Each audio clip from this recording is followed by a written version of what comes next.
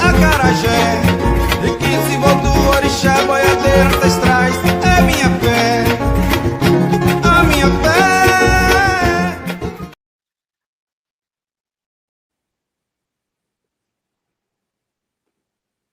Bem-vindos ao Podomblé. Pode rodar o xerê. Filho do Caluá, Acarajé, de que se voltou orixá, boiadeiro, ancestrais, é minha fé, a minha fé. No nosso Podomblé de hoje, primeira segunda-feira do mês, eu começo saudando Exu, pedindo que ele me dê o dom da palavra para que as pessoas possam entender e compreender o que nós vamos conversar aqui hoje. E gostaria também de reverenciar e agradecer ao Ogum, o orixá da tecnologia, que nos proporciona esse momento. E eu vou conversar com uma pessoa que está lá do outro lado do Atlântico, que vai falar um pouco sobre a vinda do Alafim Oió, do rei de Oió, aqui no Brasil, em Salvador, Bahia, no ano de 2014, e a repercussão que este movimento teve para o povo de Santo e, consequentemente, para o povo de território iorubá. E ela vai falar também sobre esse desdobramento do patrimônio imaterial, né, da salvaguarda do patrimônio imaterial. Ela que há 15 anos trabalhou com Alafim Oió, Obá Adeyemi III, na preservação deste patrimônio. Após o falecimento, infelizmente, do Alafim, ela tem dado continuidade a este legado do rei.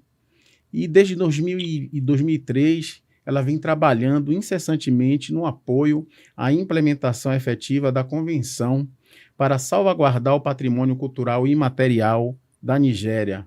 Ela também é embaixadora de cultura do Alafim Oió. Então, seja bem-vinda, minha amiga Paula Gomes, diretamente de Oió, Nigéria. Paula, tá me ouvindo? Boa noite. Boa noite. Estou a ouvir, boa noite. É um prazer estar aqui. Obrigado pelo convite. Estou muito feliz por estar aqui, poder falar sobre o Alafim, porque faz parte do percurso da minha vida. Muito obrigado pelo convite. Eu que agradeço você ter recebido o meu convite prontamente. Essa questão do fuso horário, né? Estamos com um fuso completamente desproporcional, e eu sei dessa logística de você poder estar aqui hoje conversando com a gente e falando sobre a vinda do Alafim, que causou para a gente aqui na diáspora, né, para a gente, povo de santo, povo de terreiro, causou um impacto muito grande da vinda de Vossa Majestade. E para a gente começar, Paula, eu queria saber, você dizer o que foi que o Alafim achou, o que foi que a comitiva achou, o que você achou quando aqui chegou no território afro-baiano. Olha, Adriano, sinceramente teve um grande impacto, muito grande, tanto para o Alafim como para a comitiva que foi, para o povo de Xangô, que foram acompanhar o Alafim. Assim, posso dizer que houve o antes e o depois. E teve um impacto muito positivo. O Alafim não estava à espera de encontrar o que encontrou. Assim, mexeu com ele muito, mas muito mesmo. Emocionalmente, ele não estava à espera de ir encontrar o povo dele. Ele sempre disse ver os meus filhos, que eu não sabia, e eles, a tradição e a cultura da forma como eles mantêm. É assim, foi muito, muito grande. Ele foi muito, muito emocionado.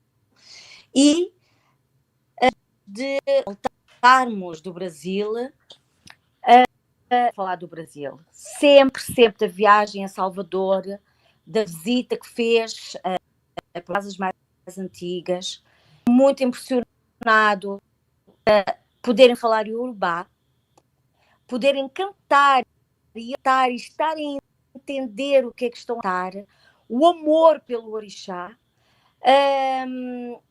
Adão com Xangô, esse ele ficou, quando ele entrou no Afonjá, porque ele entrou numa sala de Xangô, eu não entrei, porque ele não deixou entrar toda a gente. Disseram que era para Xangô que não podia entrar toda a gente, ele não deixou. Então eu também não entrei.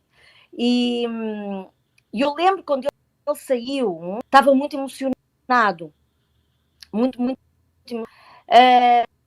E assim, foram momentos que tocaram dele, mas muito mesmo, muito mesmo. Assim, não tenho palavras para descrever, porque, como eu lhe disse, houve o antes e o depois de ir ao Brasil. E foi muito imagem, não só para o Alafim, mas também para o povo que foi a acompanhar, por a realidade, dentro da realidade, não é?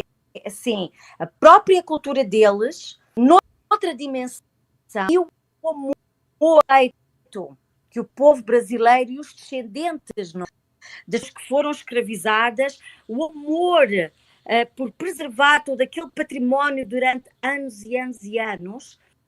E muitas vezes eu perguntava, porque eu chamava, não é?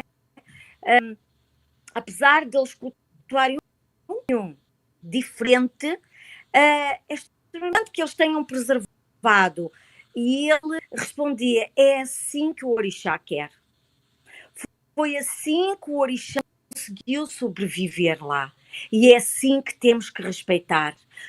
No momento em que o culto sai da sua origem, nem que seja para outra cidade dentro da Nigéria, já não fala Oió. Vai sempre ter restrições e adaptar-se. Sim. Então foi assim que o orixá quis. E não, teve assim, Adriano, as palavras que eu tentar descrever não conseguem descrever a dimensão que teve a visita do Alafim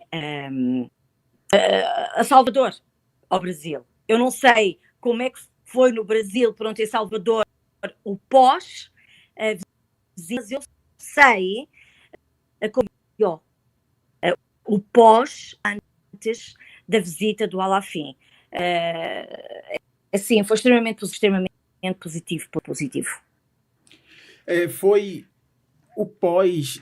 Eu ainda sinto, quando eu falo da vinda do Alafim, eu ainda sinto a energia. E eu falo precisamente do Opoafonjá, porque no Opoafonjá nós cultuamos Xangô, o orixá do Opoafonjá é Xangô. E quando o Alafim ele chegou no portão do terreiro, era perceptível a emoção dele. Eu tinha colocado, isso eu descrevo em um texto que eu fiz, eu tinha colocado uma quartinha no chão, ele pingou 3 gotinhas da água no chão, cochichou alguma coisa em Yorubá, e aí foi chegando e os meninos cantando em Yorubá, ele identificou o que se estava cantando, a saudação aos ancestrais, ele cantou junto com a gente, eu percebia a rainha cantando junto com a comitiva. Então foram momentos assim de muita emoção. Eu recordo também que quando ele entrou no quarto de Xangô, não sei se você recorda, que você me perguntou como era, eu falei, não se preocupe, porque é tudo coberto então ele não vai ver nada do que ele não possa ver. E os olhos do Alafim brilhavam. E foram momentos, assim, de fato, de muita emoção, de muita alegria, não só para mim, por estar ali presenciando tudo isso de muito perto, mas para todos os envolvidos nesse projeto. Foram dias de muita felicidade que nós aqui na Bahia tivemos com a vinda do Alafim e a comitiva. E falando desta chegada dele aqui, esse retorno, quem está ouvindo a gente em casa deve estar, porque para mim aqui o áudio de Paula está picotando, eu não sei para quem está ouvindo, está picotando, mas eu consigo compreender o que Paula está falando.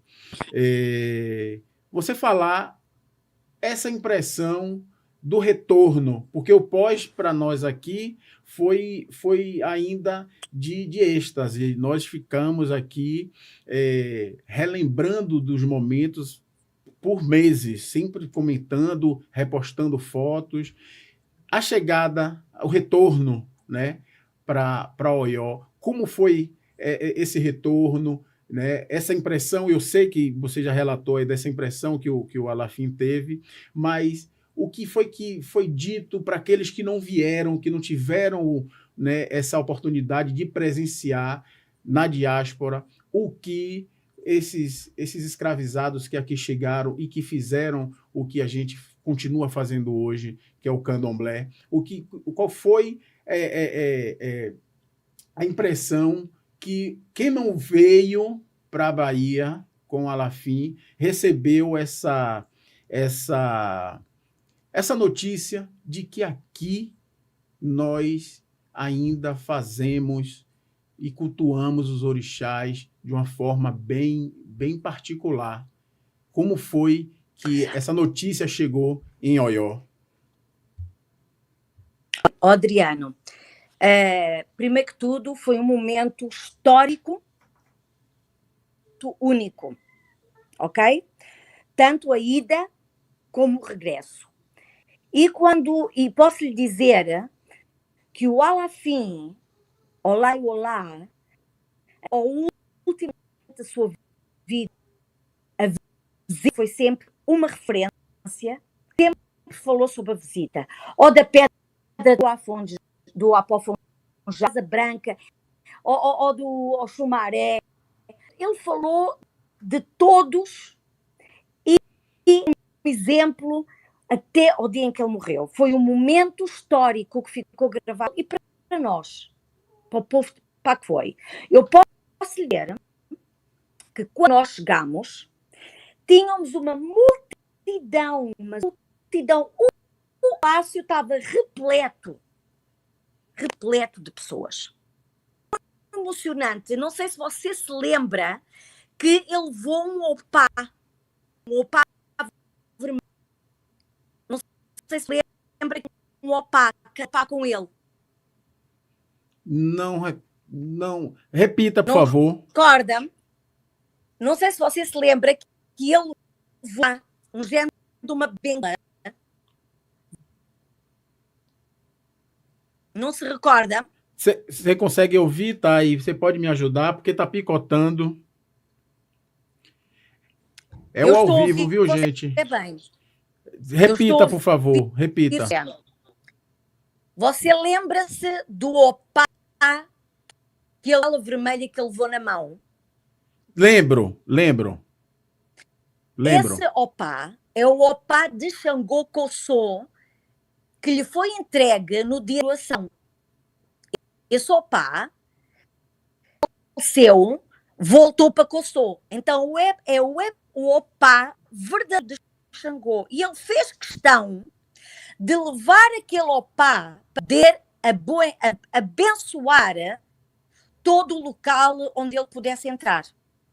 Então, só para vocês saberem que aquilo é o opá verdadeiro de Xangô, que lhe é no ato da coroação.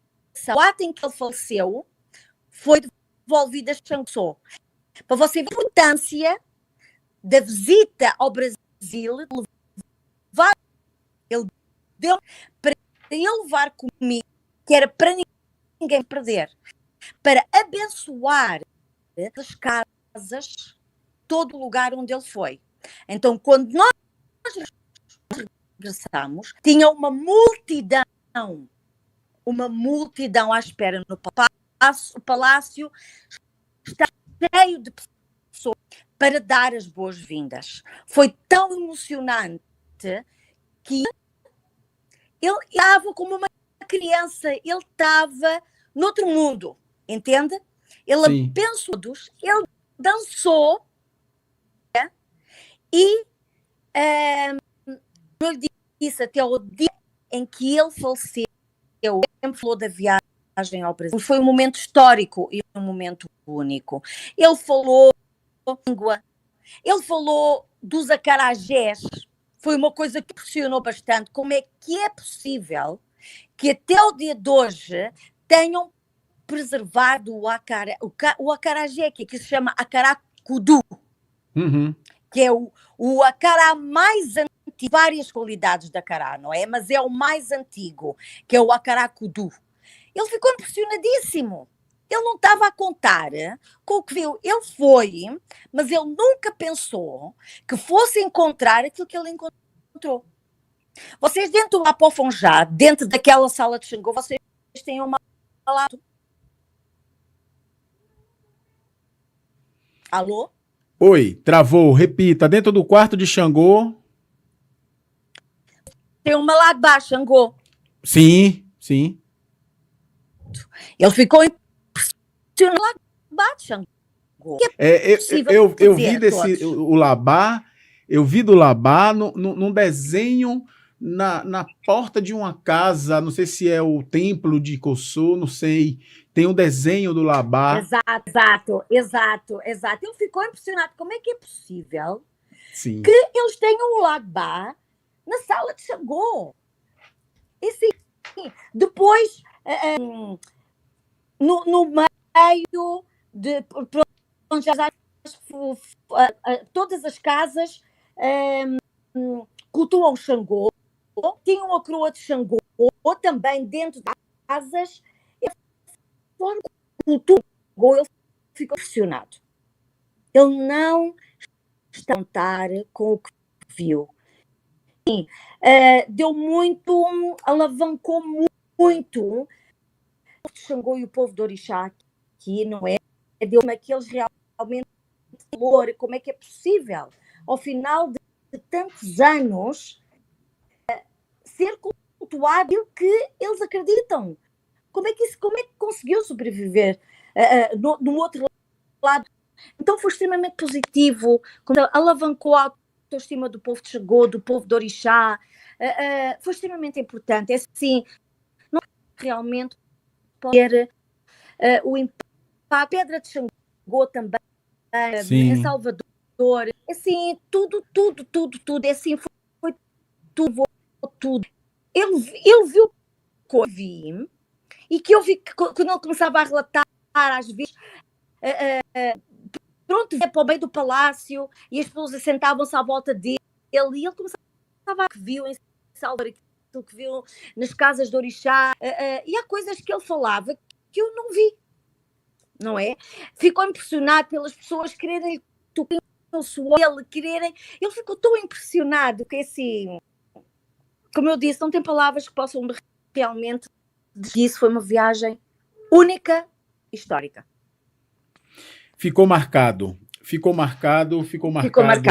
para o povo de Santo, e eu fico feliz em ouvir você falar desse depoimento do Alafim, dessa impressão que o Alafim teve, que a comitiva teve, e que aqueles que não vieram também, né, passaram a ter a impressão de que nós aqui estamos seguindo com todo carinho, com todo amor, com todo afeto, tudo o que os nossos ancestrais deixaram. Exato. E Adriano, foi uma viagem que deixou muitas afeto de de amor, de emoção, sabe? Forma que temos de descrever muita emoção. Foi isso que trouxemos conosco da viagem ao Brasil. Toda vez que eu lembro, eu me emociono. Quando eu vejo os vídeos, eu me emociono. E foi uma máquina do tempo, né? Eu acho que a vinda do Alafim foi ele, acho que voltar no tempo e ver que todo aquele sangue derramado, né, não foi em vão, não foi em vão. E que a gente não. aqui... E olha, desculpa, Adriano. Pode continuar. Ficou muito impressionado também com os altares de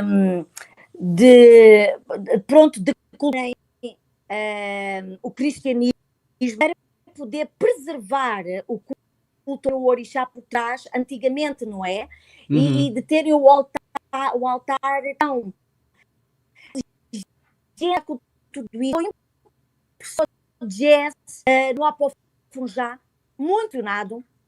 Como é que era possível? Ele ficou muito impressionado. Como é que a casa se pode chamar Afonjá?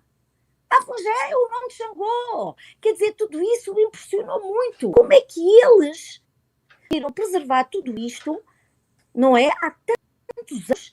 E como é que eles sabem isto tudo? Assim, foi extremamente impressionante. Está a entender? Ele veio com o coração de afeto. Eu acho que reafricanização, mais do que isso, ouvir o Alafim dizer isso, né, se impressionar com... Eu acho que a reafricanização ela já existe antes disso tudo que a gente costuma ver por aí. O candomblé é uma religião de resistência, o candomblé, tudo que a gente faz aqui não foi nada inventado por nós, sabe? O candomblé é resistência, e assim a gente segue. E essas casas mais antigas e as casas descendentes dessas casas também continuam seguindo, continuam preservando esse bem imaterial, né? Porque nada disso foi em vão. E aí, Paula, com a mesma, né, agora com um sentimento diferente, né, de perda, nós recebemos a mensagem de que o Alafim tinha partido.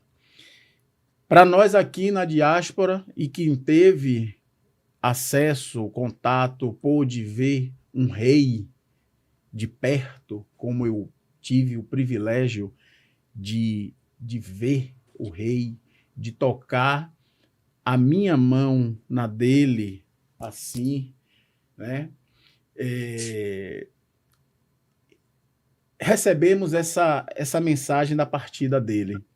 Nós aqui ficamos impactados, sem acreditar, porque um homem com aquela vitalidade, na idade que tinha, era algo inacreditável, né? A gente ficou sem entender, sem acreditar.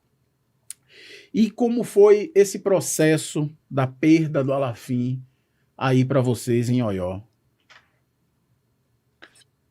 Eu não digo só em Oió, mas na terra iorubá. Eu com toda... Foi um choque, porque ninguém estava à espera. Eu posso lhe dizer que o Alafim, eu vi o Alafim 5 dias antes dele falecer. Ele deu-me uma carta para a governadora e ralhou comigo. Já começou a preparar este ano, isto em abril, porque ele faleceu no dia. Ainda não, mas já vai começar já a organizar as coisas. E depois, não ouviste Xangô? E eu disse, não. Mas eu ouvi Xangô. Xangô é Alafim e Alafim é Xangô. Eu disse, sim, eu sei. Olha, não estás a ouvir? Não, eu não estou a ouvir. E eu disse-lhe a ele, se calhar Xangô está a se comunicar consigo e não quer que eu ouça. Foram as minhas últimas palavras com o Alafim, ok?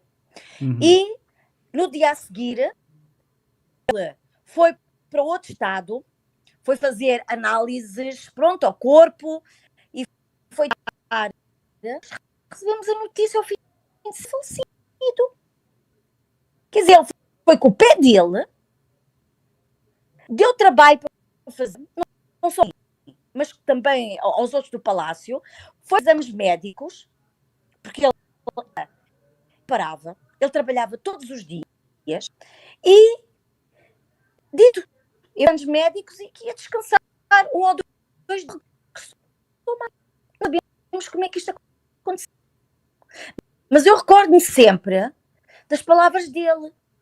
No dia em que ele me viu a dizer que se eu tinha ouvido Xangô. Não sei se já era um sinal, não é? Foi assim, foi um choque. Foi um choque da gente não sabia o que dizer. Eu perdi 7 quilos. Eu não sabia o que havia de fazer mais. Eu fui totalmente desorientada. Eu não sabia o que ia totalmente desorientada. Todo o processo holístico,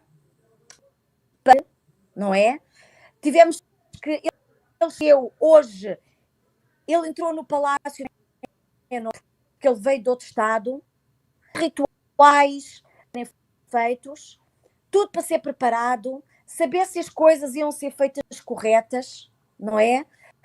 Depois, com humanos, os cristãos, porque ele era pai de todos queriam rezar, não é? Tivemos que ficar bem com o povo de Xangô, tivemos que ter aos muçulmanos para depois ir a parte ritualística. Porque ele disse aos filhos dele que ele é Xangô e que no dia em que ele faleceu, o corpo pertence ao povo de Xangô. Que os filhos tinham que dar o corpo ao povo de Xangô. E ficámos ali à espera e depois dos cristãos rezar, nós com o corpo coberto, o corpo para dentro, Goiúba Bacossô, porque o Bacossô é o único que tem o poder de oficiar em Xangô, o Adoçu, enfim, e do Coroa a Xangô. Então, Bacossô e o povo de Xangô fizeram a parte artística para o colocar e depois, à noite, ele entrou, não é? Naquele dia. No outro dia, toda a preparação do corpo e à meia-noite do dia seguinte, então, a rua ficou deserta, não movimentar nem ouvir um pássaro, nada. As pessoas todas recolhidas em casa e à meia-noite o corpo de rua, acompanhado pelo povo de Xangô e pelos tambores de Kossô, que é um tambor que só toca para o Alafim à noite, e só um toque do tambor. Pum, pum, pum. Foi-se até Bará, que é onde se enterra os Alafins. E depois da meia-noite ele foi enterrado pelo povo de Xangô, puseram-no a dormir, porque tem uma forma de poluir, não é?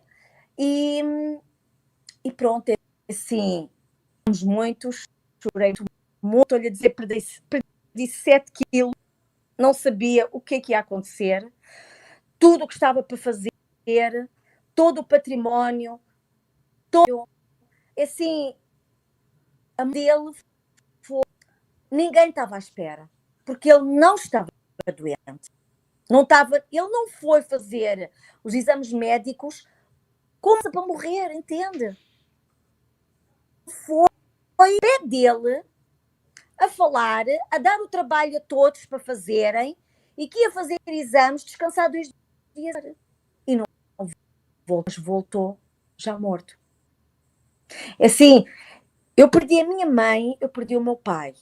Foi muito difícil, mas do Alafim me custou muito mesmo.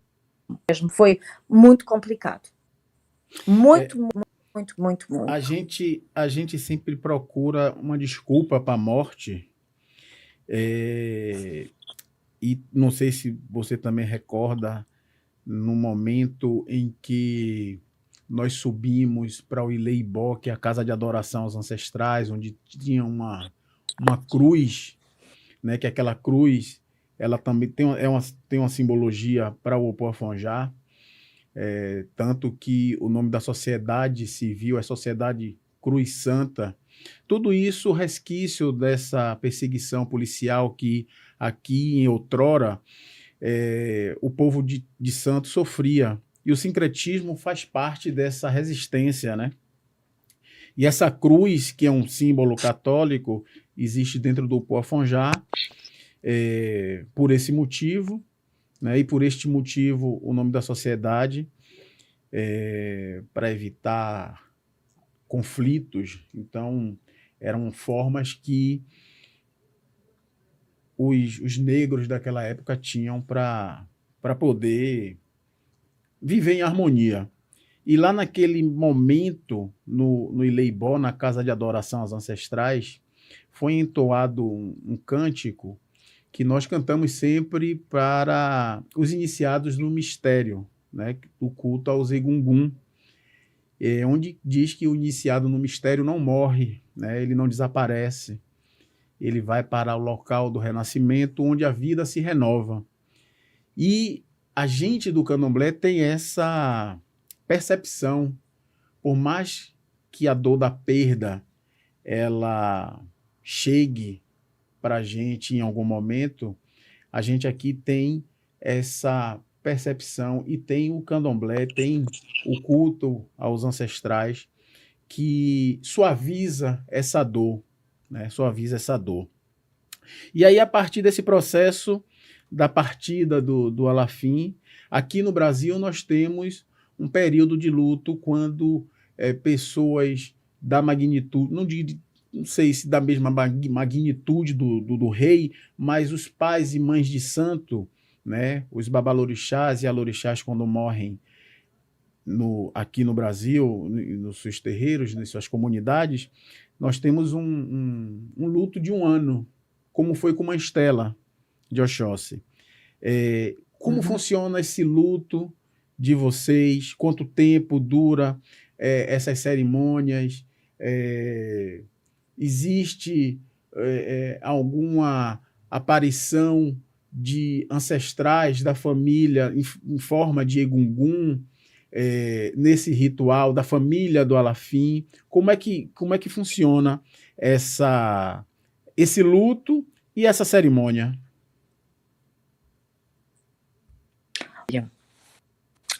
Sim, aqui o luto, quando falamos de luto, como você diz, e disse muito bem, aqui acredita-se que não se morre, vai-se para outra dimensão. Tanto que eu vi o corpo dele, não é? Onde estavam a prepará-lo, e ele, de facto, ele não faleceu, ele ficou mais novo, ele foi-se embora a sorrir com as feições como tivesse 20 anos. Sim, de facto, ele foi jovem, bonito, inacreditável. Ele foi em paz. Outra dimensão. Então, nós falamos de luto. O luto como é que eu vou explicar? O luto aqui talvez tenha não tão um sentido tão no asilo, ok? Por luto, por exemplo, católico é um luto extremamente pesado, não é? Sim. E talvez influências já do cristianismo. Estou eu a falar eu não posso falar muito sobre ele, não é? Mas aqui, o primeiro luto são, ok? 7 dias, em que durante esses 7 dias existem os rituais e ao 7º dia vai ser enterrado e novamente os rituais, ok? Depois, esposas, mulheres do Alafim, 30 dias de luto que não podem sair à rua durante dias, ok? Ao final dos 40 dias, então, elas têm também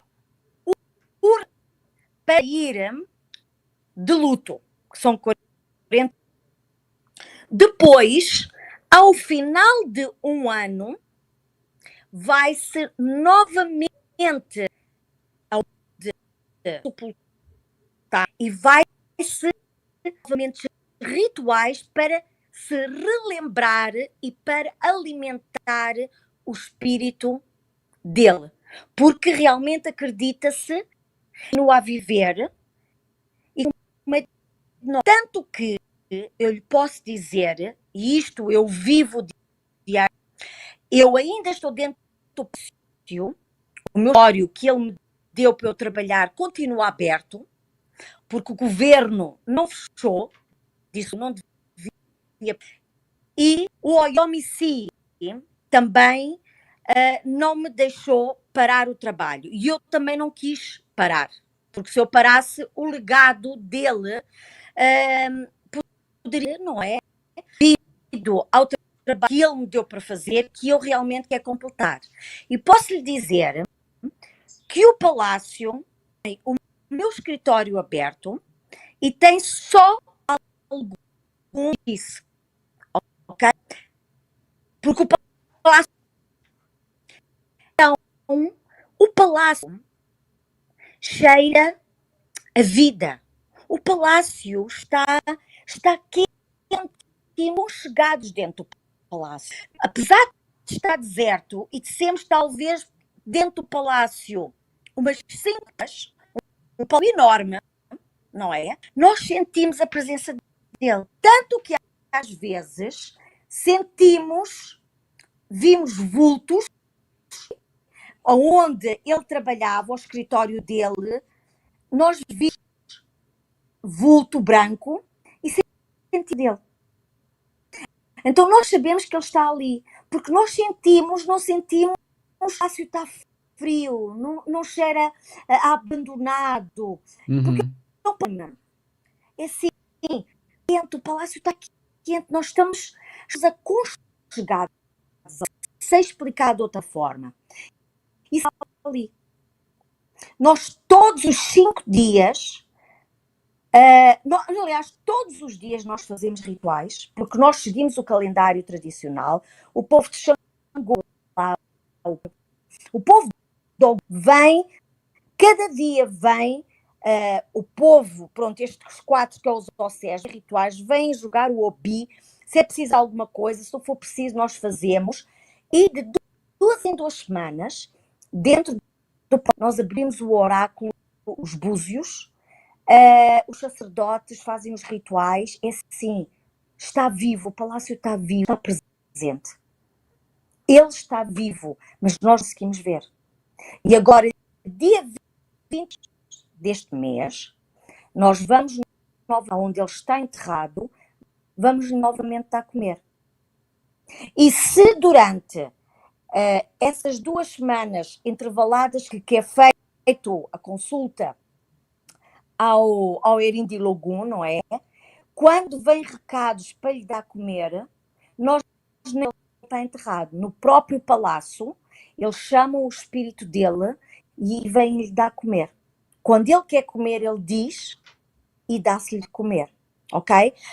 Relativamente ao Egungun, quando ele nasceu, foi ao Egungun do Alafim, que se chama Mau, e todos os anos, mesmo na dele, o Mau vai, ok? Vai ao palácio, faz os rituais e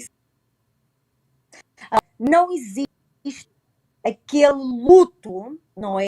É que tudo para ou que não fazem as Sim. coisas durante um ano. Não. É o tempo que fazem.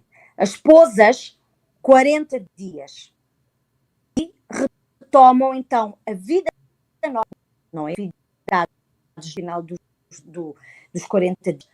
A parte de ritualística do povo de orixá ao final de 7 dias e ao final de um ano, então, está os rituais principais foram feitos. Depois, tudo o resto são anexos que fazem caso venha pedir. Tanto que vocês veem que vai para 2 anos a lá fim. É também um luto ao trono. É um luto ao trono. Porque ser Alafim não é fácil. Uhum. O trono Alafim não é fácil. O Oro, o fim, não é fácil. A iniciação e coroação do Alafim não é fácil. E não é igual a nenhum outro rei. Por isso, dizem que o Alafim é o rei do povo iorubá. Porque é diferente de reis. Entende? E agora, esse processo da sucessão dele, é o Bachorum quem é o responsável para poder, como é que eu posso dizer? É o Bachorum quem determina, obviamente, não sei se é por conta do Merim de Logum, mas é o Bachorum que é a pessoa que está ali gerenciando todo esse movimento, não é isso? Olha, deixe-me lhe explicar rapidamente. A seleção do Alafim tem vários processos, ok? Sim. O processo número 1 é, para ser Alafim, tem que ser príncipe, ok? Tem que ser do sangue do Alafim, porque há 2 famílias, ok? Que são como sejam primos, ok? Tem que ser do mesmo sangue. São príncipes, têm que ser homens, não podem ser mulheres, nem podem ser filhos de mulheres, de filhas do Alafim. Tem que ser tudo da linhagem do homem, ok?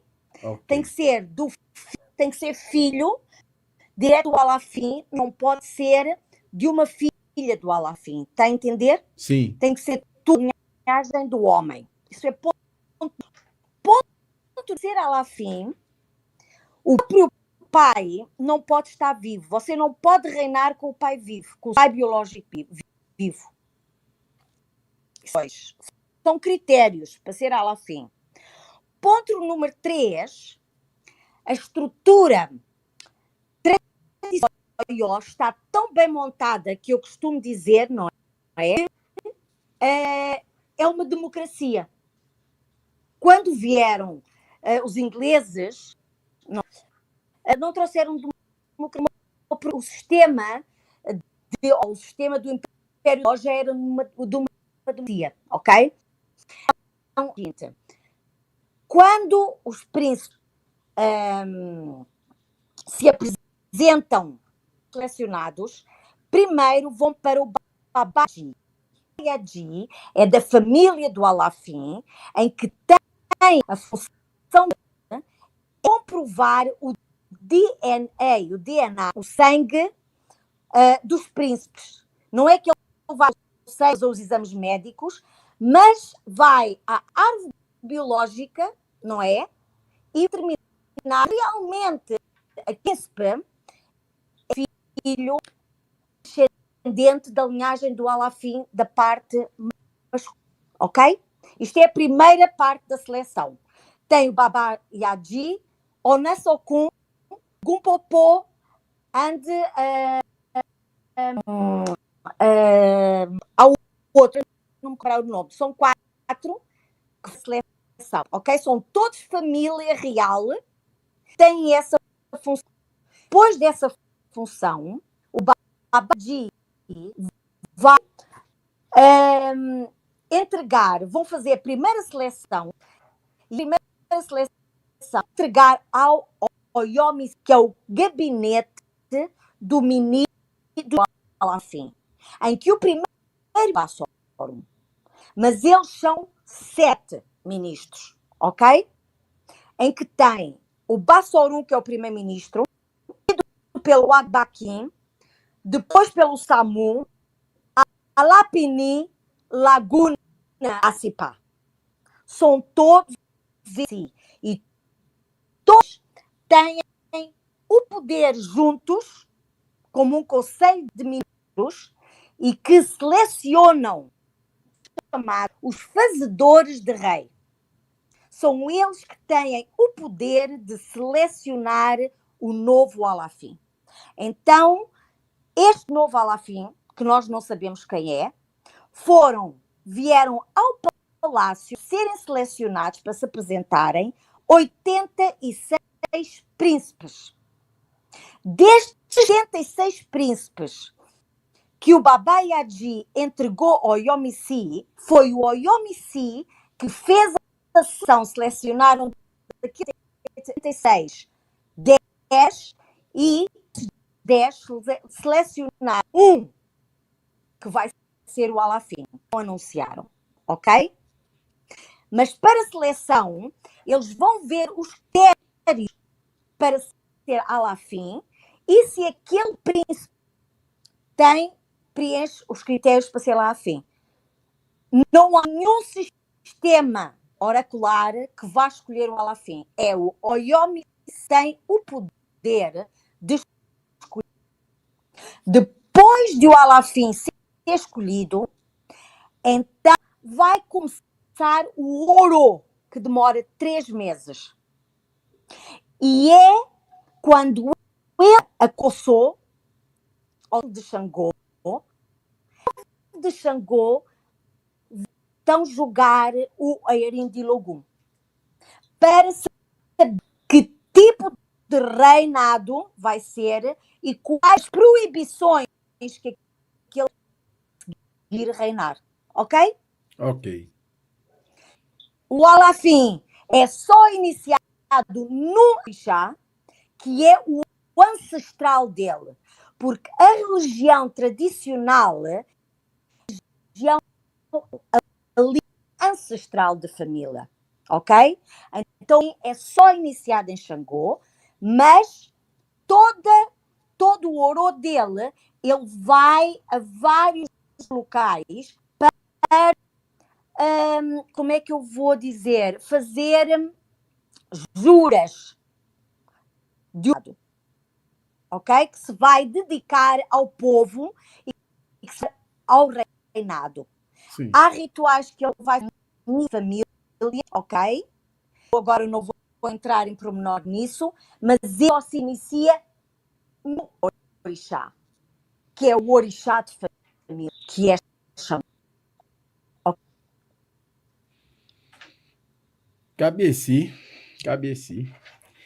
É um processo bem complexo, acredito eu, principalmente para o Oyomesi, né, ter essa quantidade de príncipes para poder eles, né, entrarem num consenso.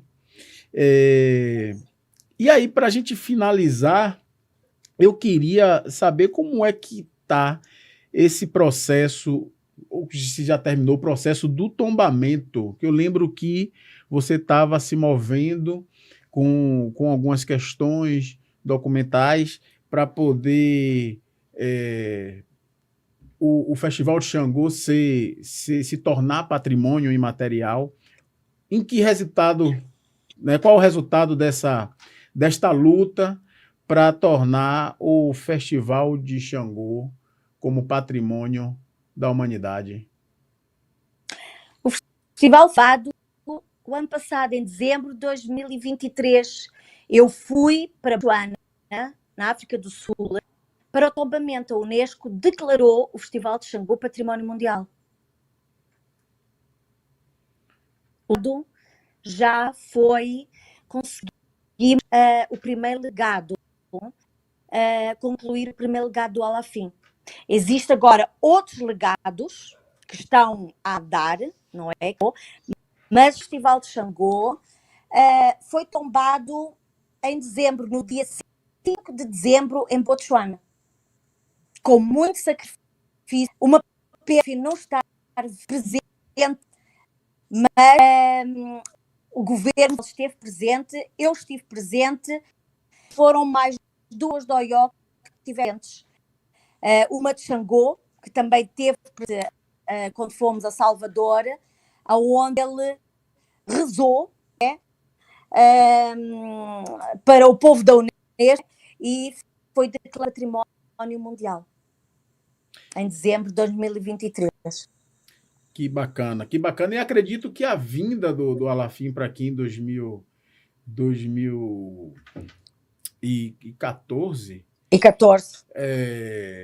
Tem ajudado bastante, né? As coisas caminharem. Tudo, perspectiva, outra motivação, como eu disse, até a unidade, não é? Se sentiu mais autoestima. Sim. Aqui é muito diferente, apesar de haver aí também muita perseguição, é muito diferente. Então, assim, foi uma grande autoestima, uma grande motivação, ajudou muito, foi extremamente importante e conseguimos com muita luta. Não foi fácil, foram 10 anos de trabalho, 10 anos de trabalho com o governo federal para conseguirmos fazer um tombamento. E temos agora em lista de espera o jogo de Búzios do Erindi Logum, que também já foi feito todo o trabalho com a Unesco, está à espera também, o governo federal, pronto, está na lista de espera para poder, que é assim, há lista de espera, porque não é, porque eles dizem, tudo é Oió, e há atados na Nigéria. Então é assim, os outros também querem meter o património deles. E a Nigéria só pode meter o património de 2 em 2 anos. Uhum. Tanto quando nós tivemos, agora em Botswana, nós tivemos com o IFAM, porque o Brasil estava extremamente próximo, estava aqui 2 mesas da Nigéria, e pronto, também fiquei a conhecer as IFAM aí do Brasil, e tanto o governo da Nigéria, tanto o IFAM do Brasil tiveram a falar, e o Brasil, pronto, estava até super com o tombamento do Festival de Xangô, porque não é? Ficaram super, vieram nos cumprimentar, super felizes, e comentaram, não é? Aliás, fizemos um trabalho em conjunto sobre o acaranto, que de dor que vendia o acará, que estava deles para o tombamento do acará, em conjunto com estivemos a falar com eles, ficámos com o contacto deles para ver, não é? Ponto, conseguimos também empurrar mais, porque nós temos cerca de, com a Unesco, nós temos cerca de 8 elementos para tombamento.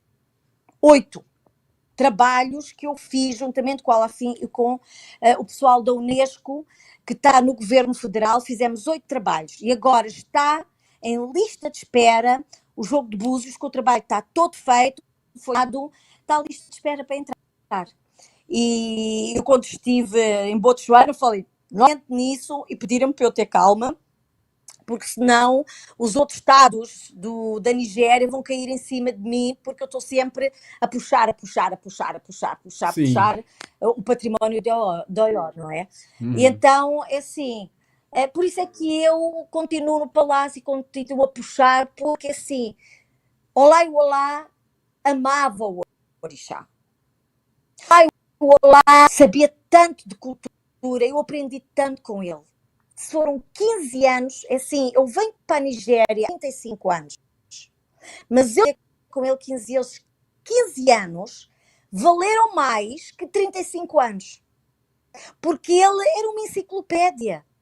Ele sabia, era impressionante. Ele mandava-me fazer as coisas e quando eu voltava, ele dizia-me assim: epá, quem tem estas informações está errado, volta outra vez e procura pessoas ainda mais velhas, tenham mais sabedoria, o correto. E ele não me dizia, ele fazia-me ir pesquisar. E depois, quando eu voltava, se não estava completo, voltava-me, dizia-me outra vez para eu ir. Assim, eu fiz um trabalho com ele espetacular, aprendi imenso, e assim, eu quero que seja preservado. Em memória dele, em memória da ancestralidade, porque as coisas estão-se a perder. Adriano, sim, as coisas estão-se a perder. Os jovens estão mais interessados em dinheiro, a ancestralidade, entende? Estão a perder. E tem que ficar tudo documentado. As coisas têm que ser documentadas. Eu estou a tentar documentar o máximo daquilo que vivi, daquilo que pesquisei, do trabalho que ele me mandou fazer, das correções que ele me fez. Eu tenho montes dentro, foram 15 anos de trabalho com ele, entende? E aprendi muito que eu não aprendi fora dos outros anos que eu fiz pesquisas aqui, porque é assim, viver diariamente no palácio, viver juntamente com as pessoas na rua, com o povo de Orixá, com o património, ir à procura, pesquisar as comunidades, ir ao povo de Orixá, trabalho, assim, eu aprendi muito e tenho ainda mais para aprender. Não quer dizer que eu sei tudo, não sei tudo. Mas tive um grande mestre e olha, eu costumo às vezes pôr a minha mão na cabeça e pensar assim, como é que foi possível isto? Porque eu nunca tive intenção de fazer este trabalho. Entende? Eu estudei linguísticas e história e não era a minha intenção. Eu simplesmente sempre fui muito apaixonada pela espiritualidade, pela ancestralidade iorubá, não é? Eu tive a intenção de fazer este trabalho e foi ele que me convidou. Eu nunca lhe pedi a ele nada. E quando ele me convidou, eu disse-lhe a ele, epá, mas eu não tenho a capacidade de fazer. E ele disse, não te importes, foram os meus antepassados que te trouxeram aqui porque eu sei que foram os meus dados. E eu estou-te a convidar para ficares comigo a trabalhar. E eu disse, mas eu não sei se eu consigo fazer este trabalho. Assim, não sei se eu consigo ficar aqui. Eu tenho um filho, não sei se eu consigo ficar aqui. Vais buscar o teu filho e vais trabalhar comigo. E eu disse, olha, vai ter que me deixar pensar. Eu não lhe dei a resposta. E eu fui pensar. Não consegui passar mais nada, coisa assim que entrou dentro de mim. Comigo. E o trabalho que eu faço vem do coração, vem do estômago. Não é feito por dinheiro, porque eu não ganho dinheiro com isto. Desde que ele morreu, sou eu que pago as coisas, com o meu dinheiro, sou eu que faço as coisas com o meu dinheiro, o governo não me dá dinheiro para fazer, sou eu que faço com o meu dinheiro. Entende? É muito amor envolvido. É muito amor envolvido. Amor envolvido. E muita responsabilidade. E assim, a forma, o respeito que ele me deu, olha, só para você ter uma ideia, muitas vezes ele dizia-me assim, ele era ele tinha uma experiência tão grande, porque ele teve 52 anos no trono. Ele foi o Alafim que teve mais para reinar no trono, ok? Ele dizia-me assim, porque eu às vezes estava totalmente frustrada, e eu dizia, Bárbara, eu não consigo mais, é assim, o povo de Orixá é tão difícil fazer o trabalho. Mas viver, assim, não é fácil estar aqui. Sem luz, sem água, tão difícil, entende? E muitas vezes eu ficava frustrada. Eu quero ir embora, eu vou-me embora, olha, eu não quero ficar mais, eu vou lhe dar o meu certificado, o certificado que você me deu de OIE, para eu ser a sua embaixadora cultural, capacidade para o fazer. Olha, peça a outra pessoa que seja antropóloga, porque eu não sou antropóloga. E ele dizia-me assim, senta-te, eu sou o rei, tens que me obedecer. E dentro de mim, eu pensava assim, dentro de mim, mas eu não sou iorubá, agora estás-me a mandar sentar. Eu dizia para mim, mas não lhe dizia a ele, não é? Sim. E ele dizia, agora senta-te que eu sou o rei. E eu olhava para ele, ok, babá, ok. E ele dizia assim, não vais para lado nenhum. Não vais para lado nenhum. O que é que tu queres? Tudo o que tu quiseres, eu faço. Ficas aqui porque os meus antepassados disseram que és tu o trabalho. E eu pensava dentro de mim, outra vez isto dos antepassados. Então, mas eu sou portuguesa. Eu dentro de mim via isto. Eu não conheço passados dele. E eu pensava assim, será que os portugueses que vieram para aqui engravidaram aqui alguém e eu ainda tenho sangue iorubá? Eu não dizia isto, mas eu pensava. O que eu também, se for, também tenho muito orgulho, porque amo o iorubá, ok? Então, ele dizia assim, então vá, vamos lá. E eu dizia-lhe assim, é tão difícil. E ele dizia, olha, vamos passo a passo. O povo de Oió não é fácil, dizia ele. O povo de Oió não é fácil. Mas eu sou o rei. Acredita em mim. E eu, pronto, está bem, babá, vamos lá outra vez retomar tarefas. Então, Adriano, só para você ver a inteligência dele, foi quando ele faleceu que eu consegui entender a tática dele para me cativar, para eu não me ir embora, ok? Eu dizia assim, babá, vamos fazer assim. E ele sabia que aquilo que eu estava a dizer não ia dar certo, mas ele não me dizia que não ia dar certo. Ele dizia assim, que era para eu não ficar triste, ok? Ele dizia-me assim, tá bom, eu concordo, vai lá fazer. E eu ia fazer. Fazia. Epá, tinha eu ficar frustrada. E eu voltava para ele. Babá, não deu certo. Então pronto, não deu certo, não há problema. Então vamos esquecer isto. Qual é o próximo passo? Tudo o que eu queria fazer, ele deixava-me fazer para eu própria aprender, certo. Mas ele já sabia que não dava certo. Mas se ele me dissesse que não dava certo, ele medo que eu me sentisse frustrada ao ponto de ele não aceitar, não é? Aquilo que eu estava a pensar fazer, então ele deixava-me fazer, mas ele já sabia que não dava certo. Então, é assim, ele teve um respeito tão grande pelo meu trabalho, que no momento em que ele morreu, eu posso lhe dizer que eu não consigo sair daqui. Eu não consigo, pelo respeito que ele teve pelo trabalho que nós fizemos em conjunto. Foi uma coisa feita com tanto carinho, com tanta dedicação para preservar o património, que eu não consigo, em memória dele, da pessoa que ele foi, eu não me consigo ir embora. E posso lhe dizer que muitas vezes eu estou super cansada. Às vezes eu penso, o que é que eu estou aqui a fazer em Oió? Meu Deus, como é que eu tenho tanto trabalho? Como é que é possível? Oió é uma cidade, mas é uma vila. Na verdade, todos os dias eu estou cansada. Eu tenho montes de trabalho, é tudo ao meu redor. Tudo que tem a ver com património é tudo ao meu redor, entende? Adriano,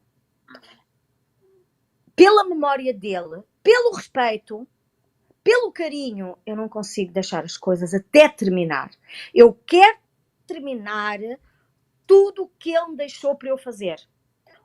Eu já terminei, que foi o tombamento do festival. E agora tenho outros, e que eu vou fazer. Eu vou até ao final em memória do nome dele.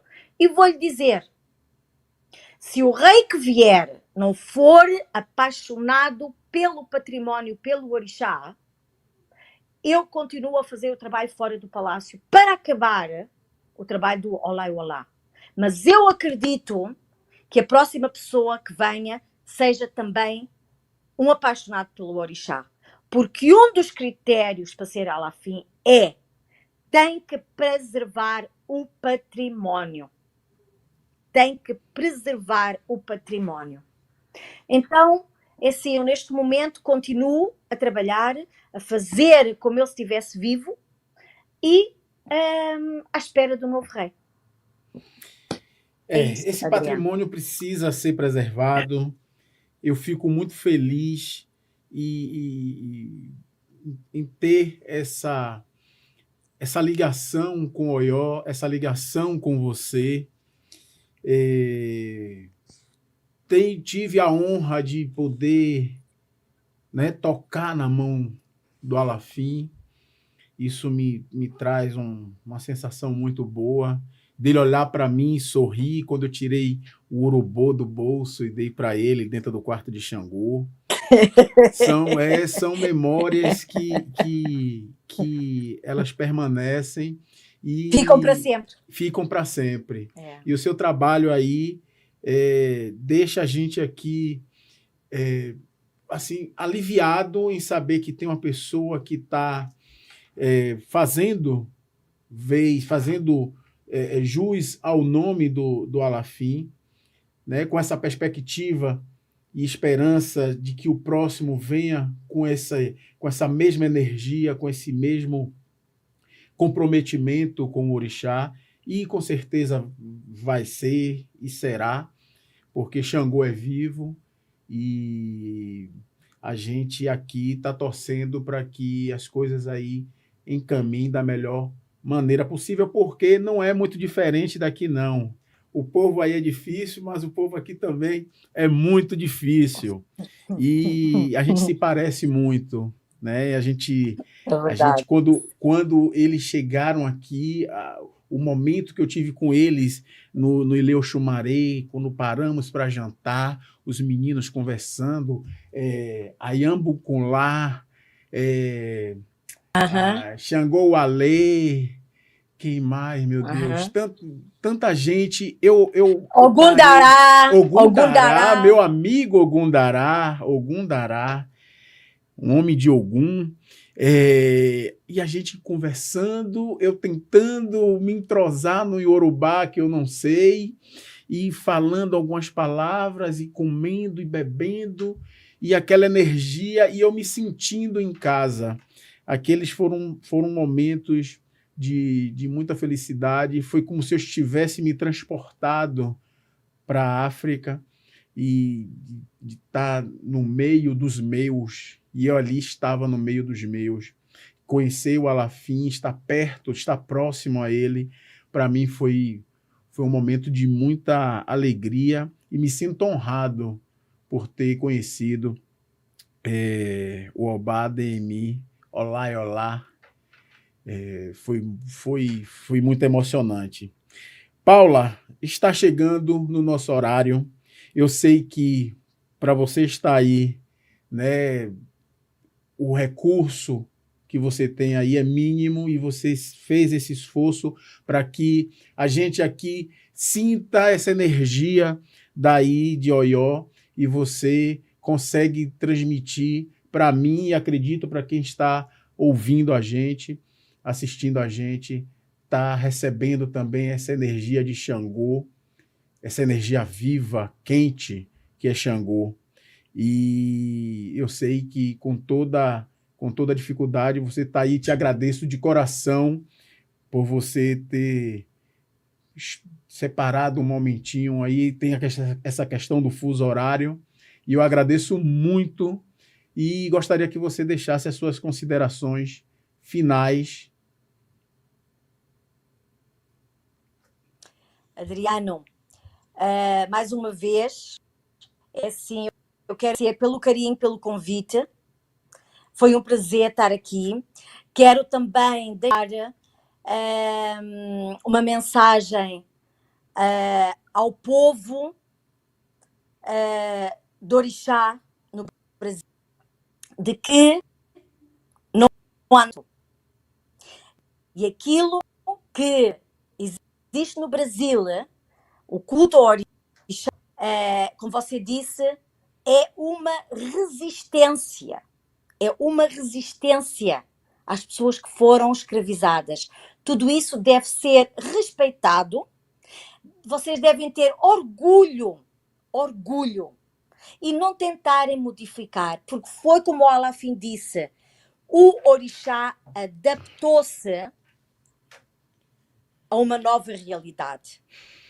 E é assim que ele se apresenta. Devem ter orgulho e continuarem a atuar como foram ensinados, e a terem orgulho da vossa ancestralidade. É uma luta também, né? Essa preservação aqui do que foi deixado por esses homens e essas mulheres que por aqui passaram e que sangraram para que eu esteja hoje nesse espaço, levando essa comunicação. e é uma luta diária também. E que bom você fala, né, nessa preservação que não tem o que modificar. Martiniano Eliseu do Bonfim, que foi uma pessoa ligada ao Opô Afonjá e que morou 11 anos na África, quando ele voltou de lá para cá, ele falou isso, que o que a gente faz aqui, isso lá na década de 30, o que a gente faz aqui não deixa a desejar ao que acontece dentro do território iorubá.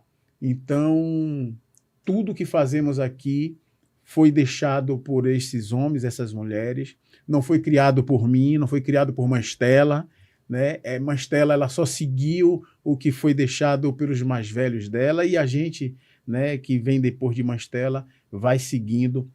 E assim as outras casas também, Casa Branca, Gantuá, Oxomaré, Alaqueto, né, os outros terreiros que têm essa importância dentro deste cenário de preservação do que os nossos ancestrais deixaram. E eu fico muito feliz com a nossa conversa, muito feliz. Muito obrigado, Adriano. E é isso, minha gente. Para vocês que estão nos assistindo, eu queria deixar aqui um pequeno comunicado, que vocês sigam a FB Comunicação na rede vizinha, que aqui no YouTube, quem não se inscreveu, se inscreva, ative o sininho para estar conectado com a gente, e que Ogum esteja sempre nos dando essa oportunidade de estar nos transportando, porque se a gente tira o Atlântico e a gente vai estar tudo junto, e como a gente está aqui agora, eu estou me sentindo lá em África, junto com Paula, conversando sobre o Alafim, Oió, o rei da cidade de Oió. E é isso. Para vocês que estão nos assistindo, eu desejo saúde em abundância, muito axé, e até o próximo Podomblé. Acarajé.